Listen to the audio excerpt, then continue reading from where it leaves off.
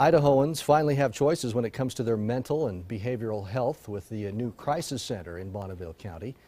Eyewitness News reporter Bree Clark is here with us now in the studio. And Bree, this is really a big step for the county. Well, Todd, it was only 5 months ago that Governor Otter announced the opening of a new crisis center, and this doesn't just mean another health facility for patients. It's an introduction to mental health support across the state.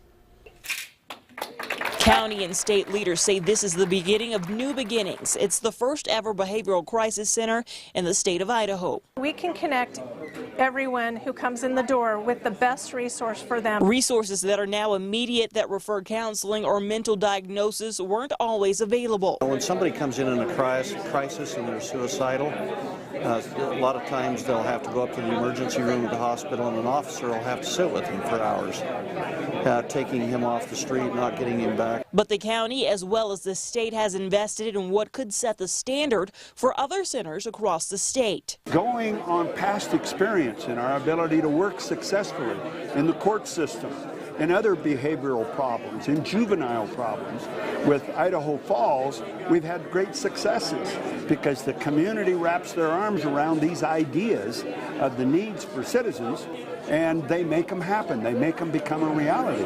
A reality that the county says couldn't be more real, as the community was a big part in pulling this off. You have to have buy-in from very important community partners such as law enforcement, your local emergency rooms, hospitals, behavioral health centers, and all your treatment providers up and down the valley. And we have that here. I think it's going to be a really good asset for our local community, but also for this whole upper valley and this side of the state.